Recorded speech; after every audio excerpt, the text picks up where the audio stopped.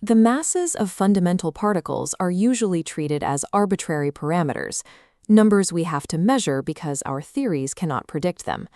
But recent derivations in the recursive systems framework point to a different reality. These mass ratios appear to be one-dimensional shadows cast by a 12-dimensional topological structure known as the S₁₂ coherence manifold. This chart shows the geometric seeds used to derive lepton masses within this framework. The calculations rely on specific Pythagorean triples. For hadrons, the short leg of the triple is 3. For the muon, it's 5. For the tau, it's 13. These correspond exactly to the 4th, 5th, and 7th numbers in the Fibonacci sequence. Look closely at the sequence. We have F4, F5, and F7. The sequence skips the 6th Fibonacci number, 8, and its corresponding triple of 8, 15, and 17. No elementary lepton activates this specific geometry. Then we look at the recursion depth, the number of projection layers required to calculate the mass. The muon's recursion depth sum is 5, matching its Fibonacci index, but the tau requires a depth sum of 9, breaking completely from its parent Fibonacci index of 13. Within ODTBT, these breaks function as structural signatures. The skipped step and the mismatched variables emerge from the geometric constraints of the parent structure. The skipped trickle and the mismatched depth sum are precise, predictable artifacts that occur when a 12-dimensional volume is projected down into a single observable dimension. To trace how that projection works, we start at the top. The S₁₂ manifold is a 12-dimensional fiber bundle mapped over the symmetry group of an icosahedron. The paper defines a specific mathematical descent from the 12D bulk down to the 1D lock potential, known as the projection chain. The sequence begins by reducing the 12 dimensions of S₁₂ onto a 4-dimensional root lattice. This forms the geometry of a 600 cell, a regular 4D polytope.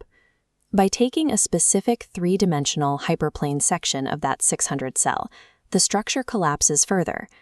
This cross-section realizes the 12 vertices of a standard 3D icosahedron. That 3D shape casts a 2-dimensional shadow, taking the form of a Mathieu stability tongue. Finally, the boundaries of that tongue give us the 1-dimensional lock potential, lambda. Every anomaly we see in the 1D mass derivation is a constraint inherited from one of these higher dimensional stages. To resolve the 1D mass anomalies, we must analyze the constraints at each higher dimensional stage of this chain. The skipped 6th Fibonacci number originates in the 3D layer. The Fibonacci indices in the triples dictate the specific symmetry sector of the resulting particle. The parent geometry here is the icosahedron. The icosahedron has 12 vertices that divide into 2 topological parity classes. The even parity class consists of 6 vertices mapping to an embedded octahedron.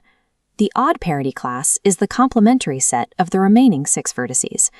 This topological division acts as a strict selection rule. Odd-indexed Fibonacci triples, like F5 and F7, couple exclusively to the odd parity vertices. These geometric configurations generate charged fermions via the spinor channel, which gives us the leptons we observe. Even-indexed Fibonacci numbers couple to the even parity vertices. These generate neutral, flavor-symmetric bosons through the scalar channel. Applying the short leg 8 from the F6 triple to a single seed scalar channel produces a mass ratio of 1072.14. This matches the eta meson to within 0.05%, aligning the neutral, flavor-symmetric boson with the even parity symmetry sector. The F6 triple occupies a distinct topological sector. This gap in the lepton sequence is a requirement of the 3-dimensional icosahedral geometry. Moving down the projection chain, we transition from the discrete vertices of a 3D icosahedron to the continuous boundaries of a 2D Mathieu stability tongue. The Mathieu stability boundary is the 2D shadow cast by the 3D icosahedral vertex Voronoi cell. This shadow locks the variables in our 1D mass equations. The grid spacing variable, theta 60, equals exactly pi/3, matching the solid angle of each icosahedral Voronoi cell. The mathematical suppression factor in the lock potential, phi to the negative n, dictates the exact width of the Floquet stability tongue. Phi inverse is the natural parametric amplitude because the icosahedron's tiling pentagons are governed by the reciprocal golden ratio. The exponent n represents recursion depth, measuring the distance of the shadow projection from the 12D bulk down to our 4D slice. Every variable used to derive particle mass is tightly constrained. They are fixed geometric shadows of the icosahedral parent structure. This brings us to the tau particle. Its parent triple relies on the 7th Fibonacci number, 13, yet its depth sum is 9. The contradiction resolves when we map the two independent coordinate systems operating on the S₂ manifold. The Fibonacci index acts as the parent coordinate. It identifies which specific icosahedral vertex class and which stable flochet tongue the particle inhabits. The recursion depth, n, is the projection coordinate. It measures how the shadow gets here.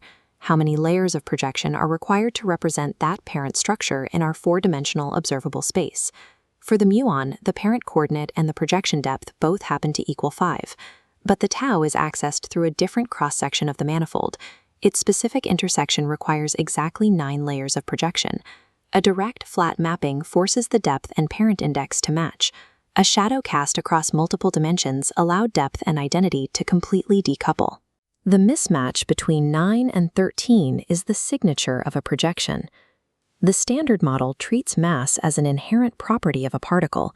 This framework requires us to visualize mass as an intersection, the precise point where our 4D reality slices through the 12D bulk geometry. We calculate intersection numbers by counting how many S₂ lattice points project onto the 1D shadow. The electron requires a single seed through the scalar channel, a 1D intersection. The muon and tau require 2 seeds through the spinor channel, 2D intersections. We see this in the math. The lock potential for these particles contains the product of 2 independent proximity factors, Z1 times Z2. That product structure is the exact mathematical footprint of a 2D intersection. Mass is a measure of how many dimensions of the bulk geometry a particle can access through its recursion channel. Because this structure is mathematically rigid, it generates strict predictions.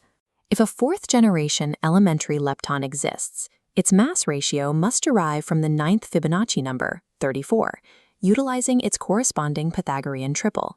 Furthermore, its depth sum should follow the established arithmetic progression of 3, 5, and 9, meaning the 4th generation will require exactly 13 layers of projection.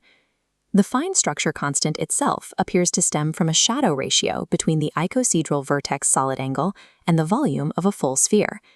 The empirical constants of our universe are not arbitrary dials tuned by chance. The particle spectrum is the shadow grammar of a 12-dimensional coherence geometry, providing the structural why behind the numerical constants of our universe.